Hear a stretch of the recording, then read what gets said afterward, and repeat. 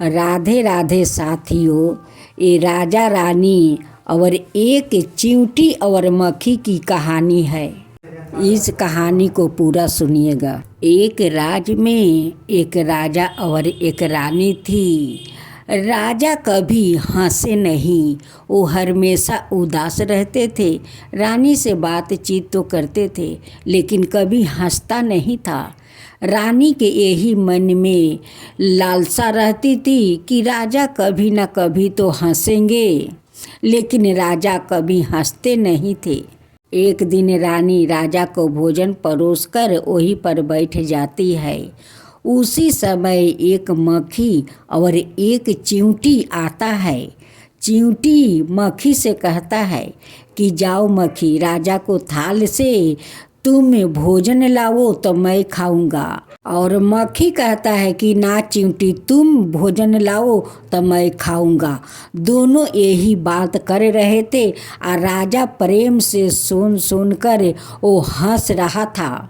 राजा का हंसते हुए देखकर रानी का मन में शंका पैदा हो गया कि राजा लगता है और कोई औरत के संगे इसकी कोई और रिश्ता है। उसलिए उनकी बात याद करके वो हंस रहे हैं, वो भोजन नहीं करते हैं। आगे युग के राजा तो पशु पंछी के सारे बातें समझ लेते थे, अब बोल भी लेते थे। रानी कहती है कि स्वामी, आप तो कभी नहीं हंसते हैं। इतना साल हम लोग के शादी हो गया लेकिन आपका हंसी मैं कभी नहीं देखा।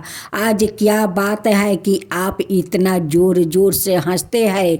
इसका कारण मुझे बताइए। राजा कुछ नहीं बोलते हैं, कहते हैं कि कुछ नहीं, बस मैं ऐसे ही हंस दिया, हंसने को मन किया मैं हंस दिया। रानी कहती है कि नहीं, आप कभी नहीं हंसते हैं, आज क्यों हंसा, इसका कारण बताइए। अब तो रानी खाना पीना सब बंद कर देती है कि जब ले राजा एक कारण मुझे नहीं बताएंगे तब तक मैं भोजन नहीं करूँगी।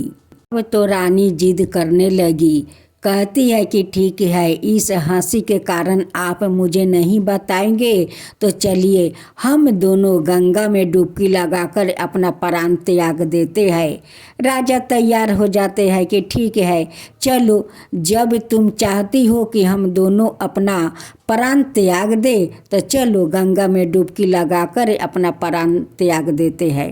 राजा रानी मरने के लिए वो चल पड़ते हैं। चलते चलते कुछ दूर जाते हैं तो रानी थक जाती है। राजा कहते हैं कि देखो तुम बहुत थक गई हो, चलो उस गाछ के पास हम दोनों बैठते हैं, उसका बाद हम लोग चलते हैं। उसी गाछ के पास बहुत सारा जंगल था। उस जंगल में सांप दो जोर खेल रहा था। राजा को उसी पर नज़र पड़ गया। वो राजा देखने लगा। अब दोनों शर्मा कर वो जोर खेलना छोड़ दिया।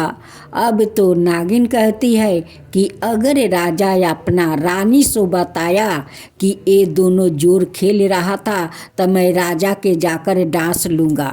नाग कहता है कि नहीं, राजा ऐसा नहीं है, वो अपना रानी से कभी नहीं बताएगा।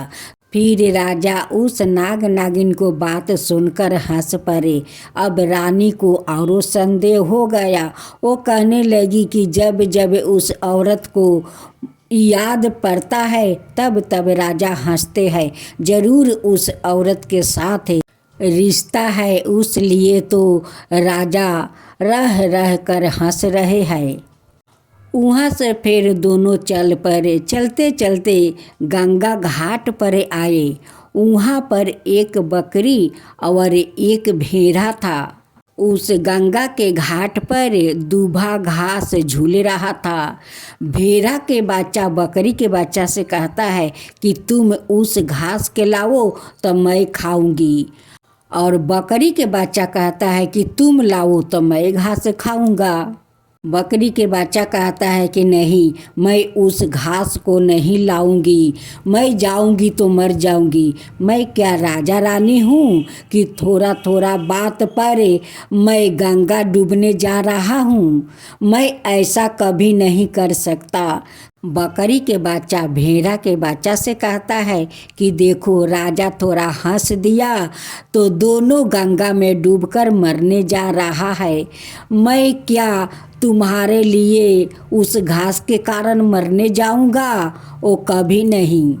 राजा रानी उस बकरी और भेड़ा का बात सुन रहे थे। सुनकर रानी कहती है कि स्वामी अब लौट चलिए, अब हम लोग गंगा में डुबकी नहीं लगाएंगे, अब आपस अपना महल चले। तब राजा कहते हैं कि देखो हम लोग तो मनुष्य है और वो देखो वो तो पशु है, फिर भी उसका प्राण को कितना डर है। वो कहता है भेड़ा कि जाओ घास लाओ, लेकिन वो मरने के लिए वो घास नहीं लाएगी। तो देखो उसका प्राण कितना प्यारा है और तुम इसी बात के लेकर तुम डूबने गंगा में आई हो। तो सुनो वो दोनों के बात, यही बात है, यही बात पर मैं हंसा था। जब मैं भोजन करने बैठा था तो एक मक्खी और एक चींटी थी। वो मक्खी कहता है चींटी से कि तुम जाओ राजा के थाल से भोजन लाओ तो मैं खाऊंगा, और चींटी कहता है कि तुम लाओ तो मैं खाऊंगा।